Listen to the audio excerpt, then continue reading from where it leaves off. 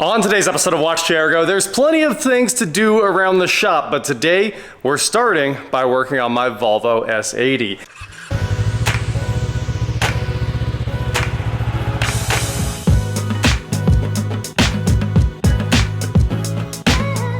What is going on, guys? I'm WatchJRGo, and one of the biggest things that we want to do with that car is get all the lights off the dash, and the TPMS light is actually 2 of them, right? That's absolutely crazy. So today we are starting in the TPMS drawer here, and I've grabbed 3 sensors, and I want to go pull the info from these, so we're going to get them away from the other sensors. The TS508 says to keep your sensors 4 feet away from any other TPMS sensors. So let's put those over here. And let's see what it has to say about this sensor. I gotta check it, and then we're gonna program 3 of them and put them in the Volvo and then jump in it and head over to Johnny's. Johnny, of course, has a tire machine. I gotta pop the beads off right around the sensors, swap them in, throw away the old valve stems, and then hopefully we're ready to rock. It shouldn't be too hard, and we've done this a million times before, but you never know. I might not even have any good sensors. I think these ones, I accidentally programmed them all once. Well, they all do report, but let's just put the sensors here and see what happens. Maybe we can get lucky. Please work, please work, please work, please work, please work. Fingers are crossed, everything. I'm doing everything I can. And I don't know if it's working at all. 3 sensors detected. Yeah! We do know the driver's side front wheel actually did return. So if I can, I'd like to not erase that one. So the game plan here is to try to add those 3 back in on the wheels that are dead, and if that works, we might have 1 light or 3 lights off the dash, honestly. Yeah, buddy, we have auto-created some sensors. Okay, we're gonna take this thing with us. The Volvo has a hard light on the dash that's up right now, and then 2 more messages that are on the display just for TPMS. So hopefully with all of this, armed with everything here, we might be able to get all those lights off. And we're back to feeling right at home in old squeaky rear end, but you guys can see the TPMS lights on down there in the corner. And then if we push the button, tire pressure, system service required, tire needs air now, everything is upset. Honestly, I probably should have even bought a 4th sensor or brought a 4th sensor so we could try to finish it all. And then that one, I think we can fix for free. When we scanned this thing last week, it was really looking like it's just broken wires to all the parking sensors. They were showing like short circuit to grounds or power missing. So those were all looking like things I could fix relatively easily if I can just crawl under this thing and start patching wires back together. All right, we've got the first wheel off the Volvo, and Ben showed up to save the day. I was just gonna yank this out of here backwards, and he was like, well, we could take it apart the right way. I mean, you can yank it out too. That's more fun. I know, but yeah, it's pretty funny. So there was a TPMS sensor in here. It was like a Dynamics or something like that, and it looks like it should come right off now, right? You got the nut. Aha. Dynamic. What are our thoughts? We should rip this open, see if the battery's good. It didn't respond, so you know the battery's trash, huh? Probably. Trash. All right, now I just have to yank this one out of here, and we're on with our new Autel sensors that are much easier. You don't need any tools. You just push the button. Well, I'm starting on the second one. This one I know doesn't have a sensor in it at all. It's just a valve stem. So we're about to break that one loose. Push the button. Here we go. And go ahead and pop this down, run it around. We ran it around.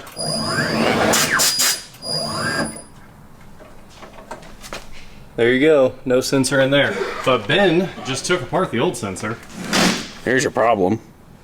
What's the problem? I think we just need to put a meter on it. It was broken now. Oh, yeah, that would make sense. We can't use it anymore. In general, yes, that's a problem. Ooh, I found the culprit. This is the last sensor we needed to change, but this tire goes flat all the time. Oh no. These tires are basically new, but look at that. Full tread depth, and of course we talked about these when we picked up the car. They are 5 years old, I guess, 15 and 20. And we got some dry rotting right there, but we have a giant nail right there. But that is pluggable, and it's getting plugged, so I can stop airing this tire up all the time. But let's get it first up here, change out the TPMS sensor, plug the hole, and we'll be back on the road. Ben just took the meter and measured the voltage on the lithium in the old TPMS sensor. It was at 0.04, so it was very, very dead. That would make sense for why they don't work anymore. TPMS sensor changed, and now it's time. That is a big one. No head on it. Thank you for the pliers. Of course. Sir. And now, I've never had a power reamer in my life. That's incredible. It works way easier than trying to shove those other things in there. Way easier. Well, thanks for letting me borrow your tire machine, bro. Of course.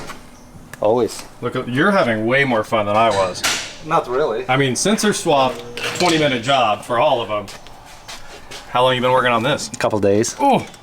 Valve seals. Valve seals. Yeah. And these are the spark plug wells are removable in this thing. Yes. That's interesting. Yeah, and they feel really good. But see, usually on these, I mean, we have the tools to do them in the car. Right.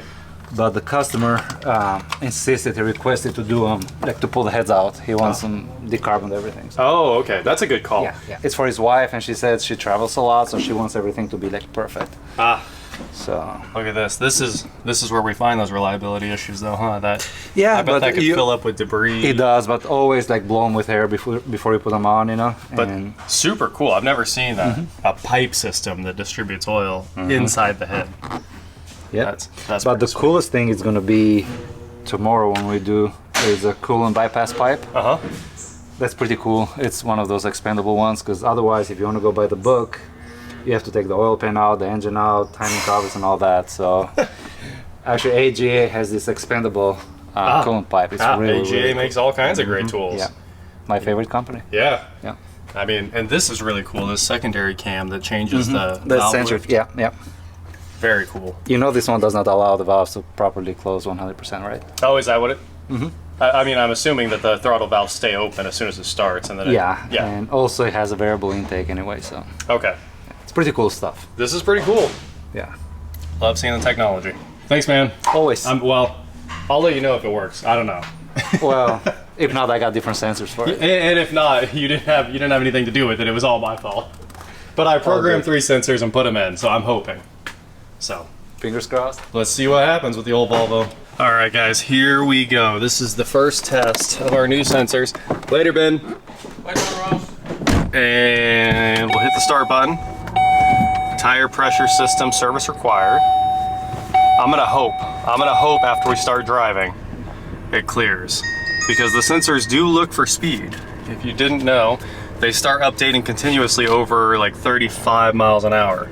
So let's go get out on the road and just see what happens after we drive it a few feet. Ooh, someone's big G-Wagon's here. That looks incredible. Love that. All right, we still have a flashing TPMS light, so we haven't got it yet. There's always a chance we have to go home and clear this thing before everything goes away, especially the service TPMS warning here.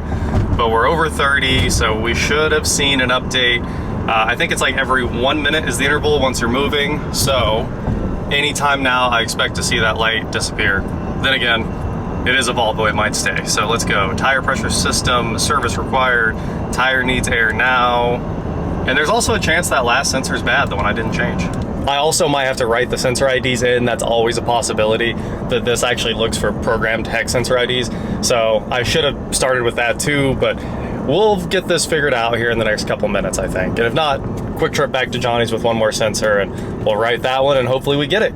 I didn't even make it home. We won. Check it out, guys. I couldn't be more excited. The light just cleared and now we have 4 vehicle messages, park assist, bulb failure, that's a new one, and then fill washer fluid. So all of our TPMS issues are gone. I mean, of course, that last sensor will probably fail, who knows when, another year down the road, but we have succeeded with just 3 Autel MX sensors in this thing, and I didn't have to do anything else. I just had to drive. So very happy about that. Another TPMS victory. I thought it could be more, you know, you never know when you're gonna run into like the TPMS receiver being bad or something like that, which is a possibility, but super rare, or just broken wires or something. But we got one down. Now, the next one that I think I can fix here is SRS airbag service urgent. So let's get the scanner back on this thing anyway and see what it has to say about the airbag. If we can figure it out, well, it might be a free fix. Well, I think this thing's looking better than ever after the last scan that we took. It had so many codes. Now we only have 31. Let's take a quick look at the report and see what we've got here. So the fun one, obviously, we can clear all those. They're all intermittent now. The license plate lamp, I think, is that new light that popped up. And it's weird that this is all in the CEM. All right, here's our check engine light, catalyst system efficiency below threshold, and the evap codes here. Of course, we know that those should have been caused by the tank being removed on this at one point. So it's on the list for eventually, because I think we have to drop the tank again. And then, of course, let's see, looking for SRS, supplemental restraint system. And I don't see it. What's causing the airbag code? Okay, I don't see it there. Other than lost communication with power seat module, that could cause it, because it does need to measure the weight of, well, at least the passenger. Codes are clear. Let's start this thing up. See what comes back. Bulb failure, park assist, SRS airbag. All right, I'd love to know what's going on with the airbag. It's the only thing I care about here. Try again. Here we go. If we start on the topology report, we can actually drill into the SRS module. If it's not showing up in the report, I'm just gonna go here and let's look at the trouble codes. And please tell me what's going on. All right, who cares? Battery voltage, doesn't matter. Restraint system passenger disable indicator, which would be, it would be that, but it's working. What's going on there? Driver seatbelt sensor too. We have a lot of faults here in the SRS module. What if we clear it? What if we clear it? There's no crash data. The crash data usually has its own code. Oh no, the light's still there. It's still there. All right, here we go again. Read codes. Okay. It's still there. No way, the SRS light actually cleared. I had to go in and manually clear it. So you guys did, of course, see those were all intermittent faults. Every single one was intermittent. And I do think this might be loose. There could actually be a small wiring issue up there or something. But it does clear, which is absolutely insane. So the check engine light, she'll come back eventually and we're gonna fix that. But now, I'd love to chase down this bulb failure. So tell me where it is. Just give me a hint. Left front window, so that'd be driver window for sure. General fault, permanent fault. It is being a little weird. Let's see what happens. Yeah, it does that. But it's hanging where the tent used to be.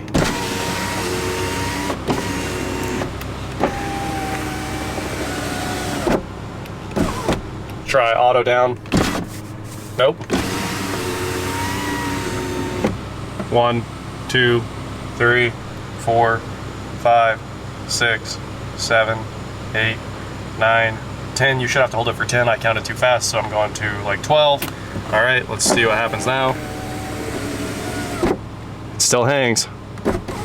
I think I need to take the door apart and see if there's some tent or something in there. But let's see if auto down works now that I reprogrammed it. It doesn't. But the others work.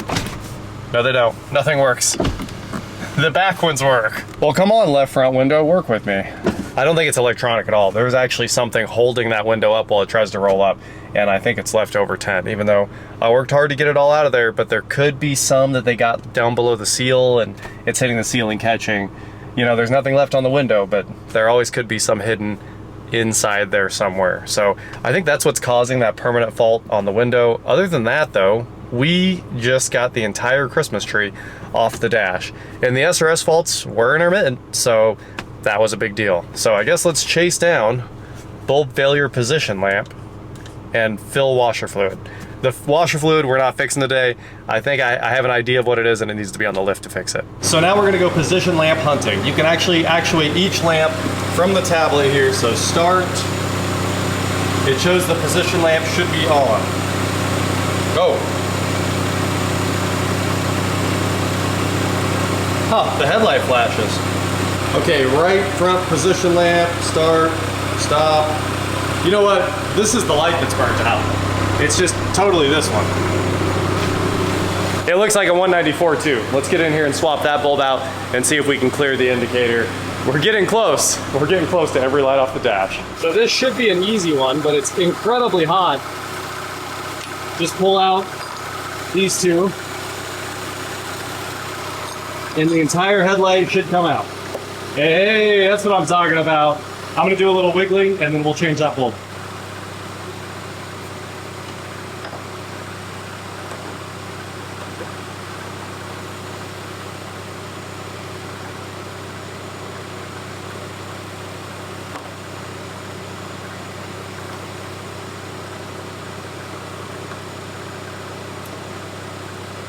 Wow.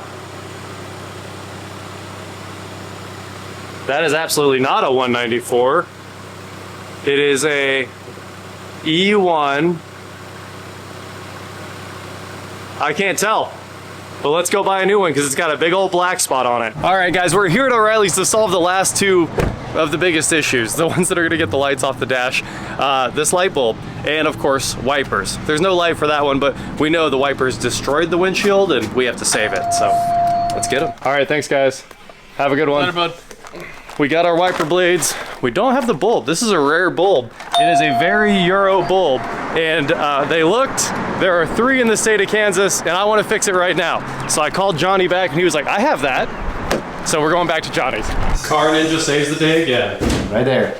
Oh, that is it exactly. Perfect. That was my last one, so. Oh, well, apparently it's everyone's last one because they don't get used very often. I can get like hundreds of them tomorrow, but it's too late now. Too late for today. Well, thanks, man. All right. This is the last thing we needed to get the lights off.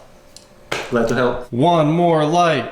One more light. I got the new bulb in. Let's see if we cleared the light. Here we go. Here we go. Hit the start button. Engine hood open. What about the other hood? Is the other hood open? Bulb failure position lamp. I don't believe you. Ooh, it's not on. And now I believe you. Oh, look at that. Oh, the wiring is shot. It's melted from being so hot over all these years. I put the new bulb in and I re-insulated the wires with some electrical tape because they were very hot and cracked down by the base. So I put the electrical tape all the way back up to where they weren't cracking, and then I checked the base for power, and there's no power at the light. So now it's time to do some more troubleshooting. I've got the meter out. Let's check every fuse. I hope it's fused and I hope it blew, because otherwise we've got a real problem on our hands. Maybe the CEM can shut it off. Maybe it has like some soft logic that protects it, but if it doesn't, I might just be screwed.